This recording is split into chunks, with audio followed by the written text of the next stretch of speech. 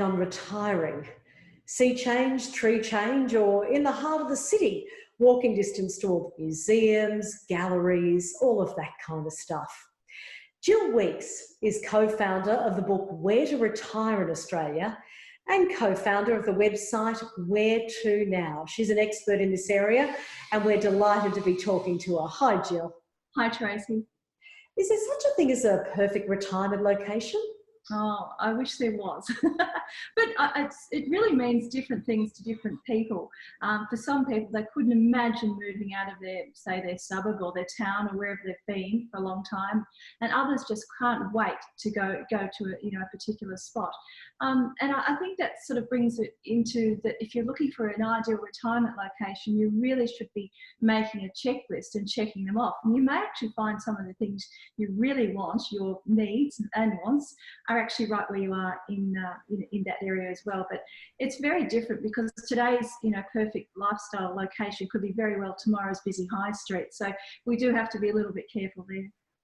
Yeah, that's a great point. You can't crystal ball gaze, can you? Are there a handful of destinations across Australia that have become quite famously known as popular retirement places?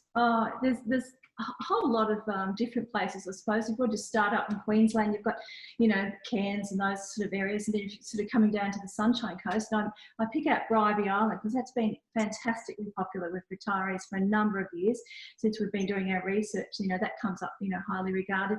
Then you sort of, go down to the Gold Coast, Tweed Heads, Coffs Harbour, Port Macquarie, and then you're sort of going down, sort of Central Coast, and then you're sort of talking about other places such as Kiama, Gerringong, Narooma, Merimbula, and even going down a bit further, particularly for retirees or people, tree changers, who want to have some land around them as well. So that's why they're doing that. Then you sort of go around the corner to the Gippsland Lakes. You've got South Gippsland, the Bass Coast, sort of hop over to the Mornington Peninsula, the Surf Coast. Of course, you've got Torquay there with, ageing baby boomers are great surfers, so they love that sort of area as well. And then if you sort of flip around to South Australia, you've got Robe, of course, which is very popular with a lot of retirees. And then sort of going out to the Fleurieu Peninsula, and my goodness, that Goolwa area, that Port Elliot area, Victor Harbour, oh, that is incredibly, just so popular with retirees. And then it's sort of the Copper Coast, just north of Adelaide, 2 hours or so north of Adelaide.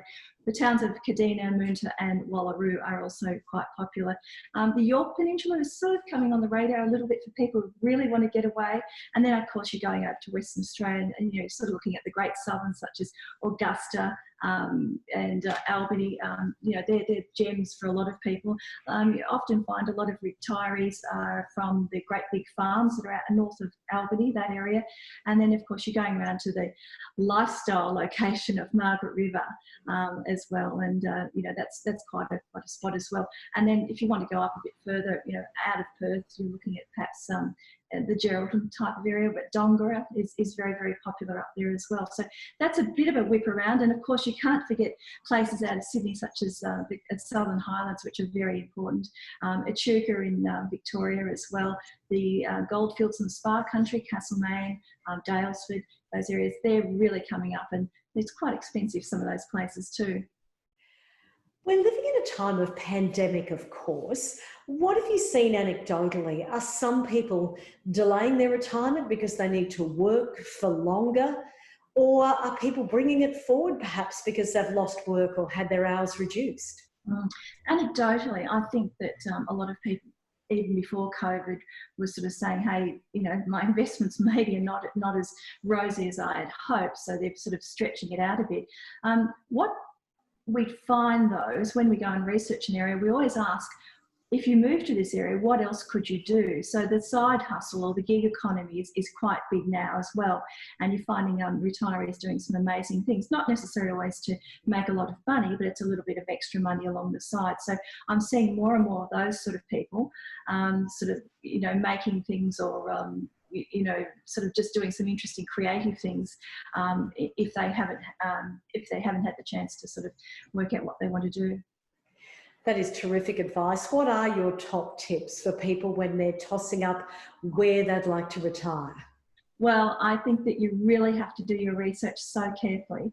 At the top of my list, I think you'd have to look at the medical services in the area.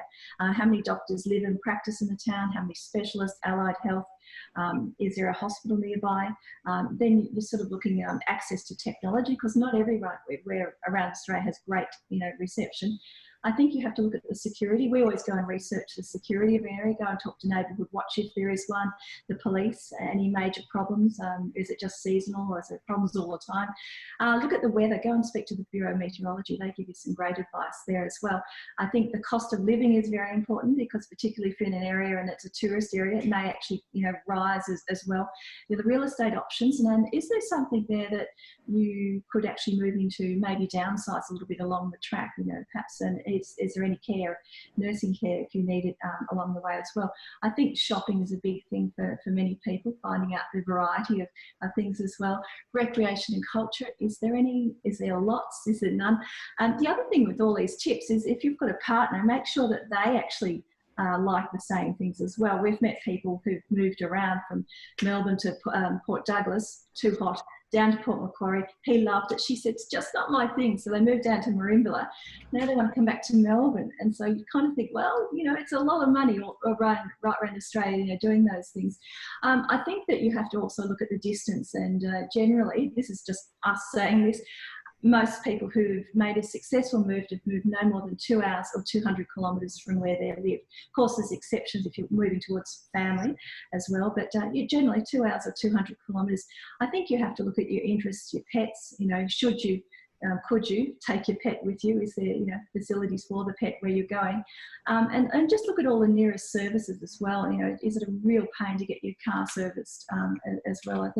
I mean, sometimes we mischievously say that we've found that wherever there's great vineyards, golf courses and restaurants, there just happens to be a lot of doctors in that area.